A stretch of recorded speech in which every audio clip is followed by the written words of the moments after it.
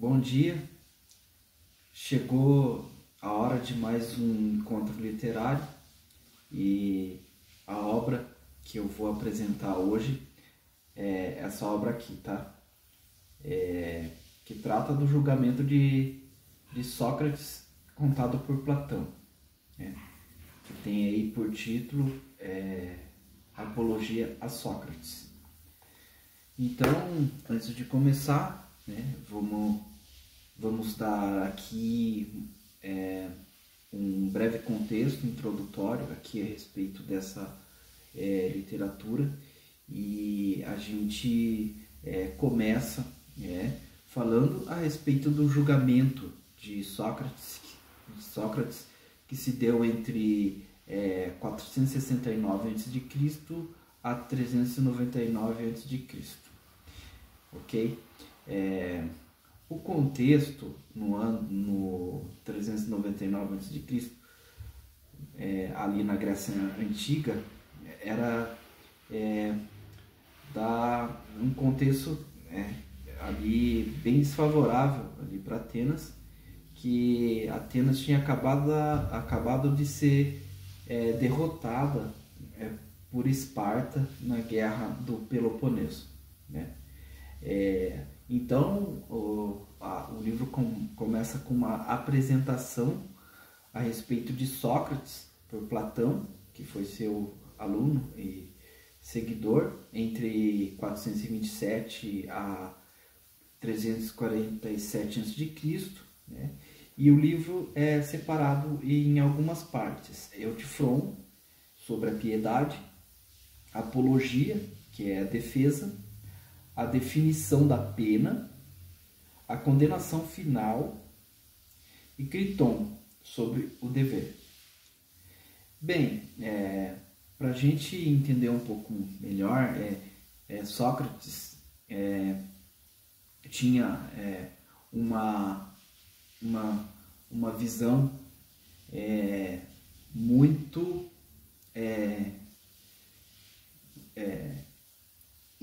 muito impositiva, muito íntegra, né, a respeito das suas considerações filosóficas, né?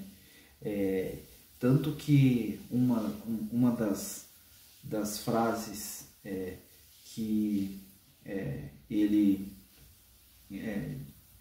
disse acabou sendo o slogan, né, da forma como Sócrates via a sociedade, o modelo civilizatório de sua época, né? Então ele diz, né, que uma vida não refletida não vale a pena ser vivida. Então ele estava disposto, vai passar por um julgamento, estava disposto a ir até o final, né? Ou seja, e até a condenação final, para defender a sua ideia filosófica, né? Ele tinha uma visão a respeito e tinha uma consideração a respeito de todas as coisas, e não deixava de refletir sobre nenhuma delas. Nada para ele era tabu, nada. Nem sequer a religião, que era algo intocável para a sociedade grega, nem a questão da república. Se ele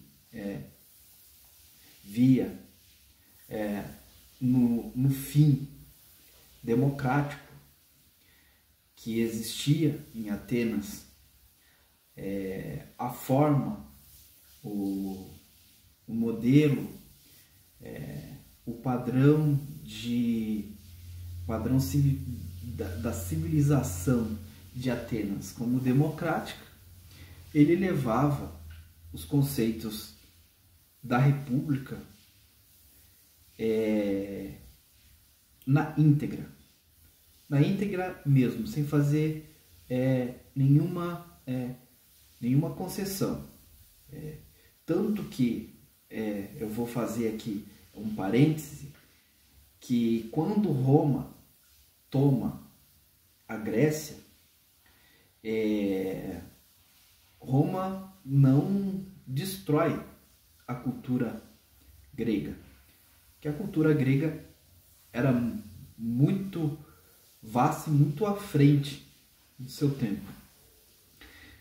Pelo seu poderio militar, Roma toma a Grécia, mas ele mantém intacto tudo aquilo ali que a Grécia tinha alcançado em termos de organização das instituições, organização da sociedade, criação de um Estado. Tudo isso Roma, de certa forma, manteve ali, porque e até os escritos dos historiadores, filósofos, astrônomos, bem que a gente pode colocar tudo isso dentro do ramo da filosofia, né? Porque às vezes as pessoas falam, mas para que serve a filosofia? A filosofia é algo que a gente pode deixar ali e usar como um hobby ou alguma coisa assim, só para a gente divagar, mas não é bem assim que funciona, porque queira ou não, né, a filosofia é a mãe de todas as ciências.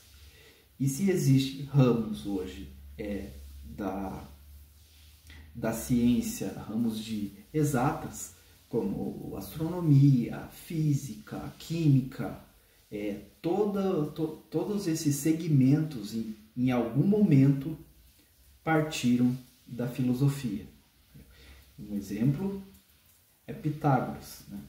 Pitágoras, que tinha ali aquela tradição escolástica, que daí vem o termo de escola, e tinha encontros ali numa caverna com vários pensadores ali. Então ali ele passou a escrever as notas musicais. Então ele deu uma forma de ter escrito toda forma de som. Até nisso aí Pitágoras acabou sendo importante, né? E ali, a partir de Pitágoras, teve várias reflexões a respeito de astronomia, de física, de matemática, de biologia, tudo que nós temos hoje separadas e departamentalizadas. Mas, enfim, eu vou dar a sequência aqui, dizendo como que esse livro é organizado, né? Ele é organizado em 5 partes. A primeira fala ali de um diálogo que ele tem com um religioso ali de Atenas, que se chamava Eutfron, que é um diálogo sobre a piedade. A segunda parte do livro ali trata-se da apologia, ou seja, a defesa dos conceitos filosóficos de Sócrates, a definição, né, da pena, do julgamento do qual ele estava sendo julgado ali, a condenação final, né, e Criton, sobre o dever. Enfim, então a história que esse livro aborda essa, em uma dessas, que tem 2, né, tem são dois conceitos, os conceitos sobre a piedade e o conceito sobre o dever. Então, o que acontece, o que é narrado, né, nesse livro é o seguinte, né? Ele começa um diálogo ali e fala sobre como ele tinha recebido como ele tinha recebido essa acusação, essas acusações que faziam sobre ele, e ele entra ali num diálogo com exatamente Eutifron. E o que acontece? Eutifron estava ali e ele seria julgado por ser um homem que seguia a sua religiosidade e tinha um senso ético extremamente forte, extremamente bem marcado, né? E uma moral que ele também levava à risca, independente de qualquer convenção. E ele não se preocupou com essa convenção ao ver que ali seu pai ali proprietário de posses, de terras, e tomou ali umas biriba, ficou loucão, né? Ou seja, embriagado, e ali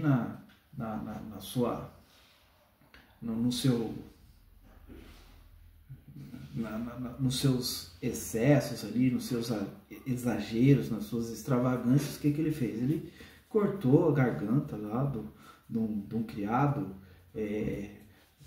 amarrou ele pelas mãos, pelos pés, e de certa forma foi até ele, antes de matar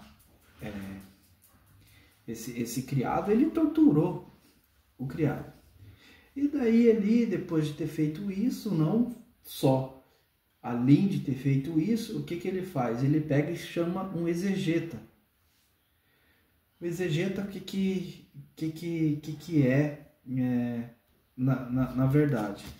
Ele é uma espécie de sacerdote, clérigo, o que seria hoje correspondente a um padre, um pastor, um sacerdote,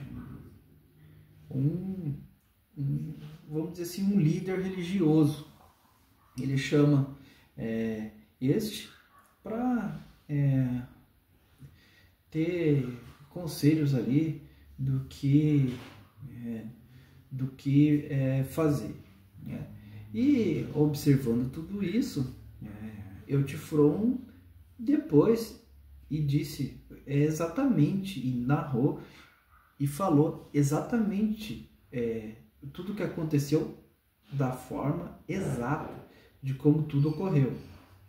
E isso trouxe para ele problemas, porque dentro do contexto ali de época, né, é um absurdo como que um filho vai processar o próprio pai. Mas ele não fez nenhuma consideração a respeito disso, independente de ter sido o pai dele que cometeu aquela atrocidade. Foi algo que não era uma conduta moral e ética correta, e ele não titubeou em processá-la. Então eles vão ali dialogando, e no diálogo eles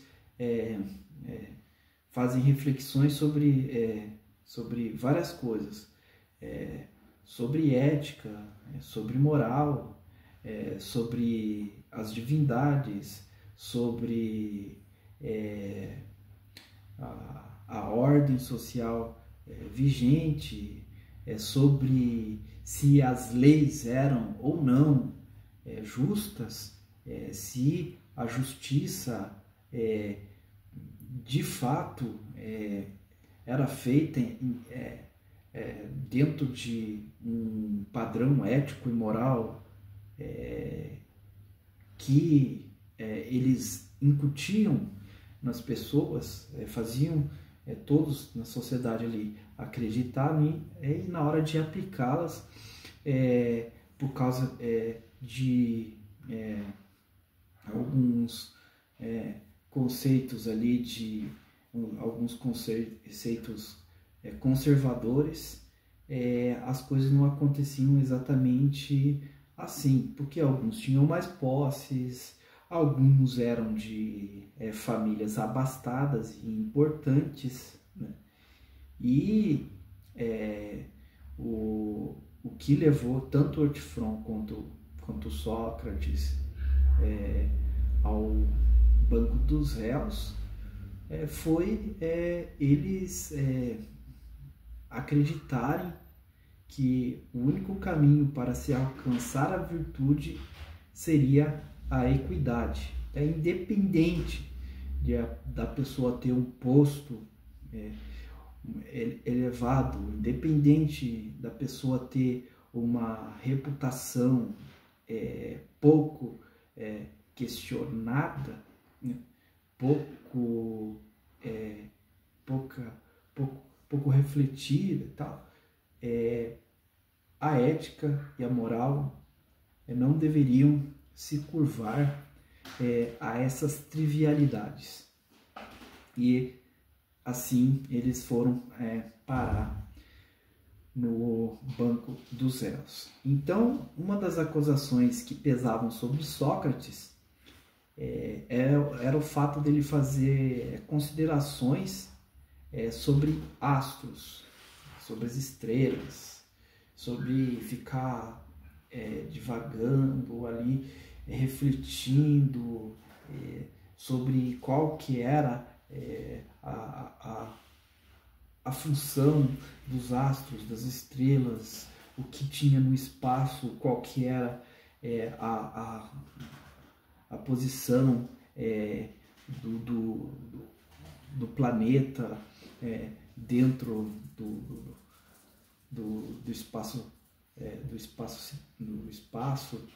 sideral, enfim, ele estava sendo julgado por isso e mais por algo aqui que agora outro ponto que eu vou dizer, mas eu vou fazer um parênteses aqui, que essas ideias que Sócrates fez uma reflexão na época serviram de base para que Copérnico e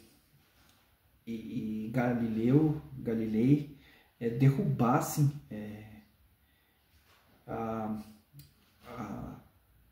a ideia pitolaica, né? A respeito do espaço. Ou seja, na época a igreja tinha a ideia de que o mundo, o planeta, ele estava no centro de tudo. E ele fazia todo o resto funcionar. O planeta Terra fazia todo o resto funcionar. Os sistemas planetários, o sistema solar, o Sol, enfim, o Sol girava em torno da Terra. E depois o Copérnico, Galileu Galilei, que foram importantes para descobertas posteriores de Isaac Newton e outros cientistas, de que não era isso que acontecia. E muito pelo contrário. a planeta Terra só fazia parte de um sistema planetário, que é o sistema solar, do qual 7 planetas giram em torno da Terra. E hoje, até hoje, a gente se faz reflexões a respeito se é por essa proximidade da Terra com o Sol que nós temos a condição de vida. E foi essa descoberta, foi esse questionamento que Sócrates fez, que nos fez chegar a grandes avanços, a grandes feitos na humanidade, em termos de descobertas do nosso espaço e da compreensão, de fato, de como tudo isso funciona. Então, assim, ele faz a defesa, que é a apologia, né? Apologia significa defesa. Então, toda vez que você ouvir falar de um termo apologético, é um termo de defesa de uma ideia. Por ter esse padrão moral elevado, Sócrates acaba indo a julgamento. E esse julgamento tem um desfecho extremamente dramático ali, mas esse livro, apesar de ser até de certa forma pequena, ele tem uma reflexão profunda aqui, que nos faz refletir, né, a respeito de várias questões e até mesmo a desafiar as nossas crenças. E ele faz essas reflexões e tal, e o livro o livro acaba, né, com uma outra reflexão com Criton, que tenta convencer Sócrates de utilizar a sua condição privilegiada na sociedade para se livrar da sua condenação. Algo que ele não quis, algo que ele não recorreu, algo que ele não pediu, e leva a defesa de suas ideias até as últimas consequências.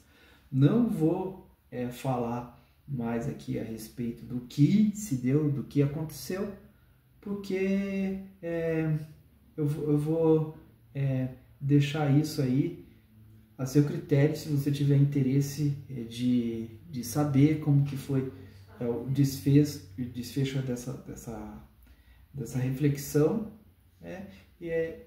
aí está aí ao seu critério. Então aí me prolonguei muito e vou parar por aqui, ok? Então essa é a indicação de hoje. Muito obrigado aí se você assistiu, acompanhou aí essa minha resenha. Muito obrigado.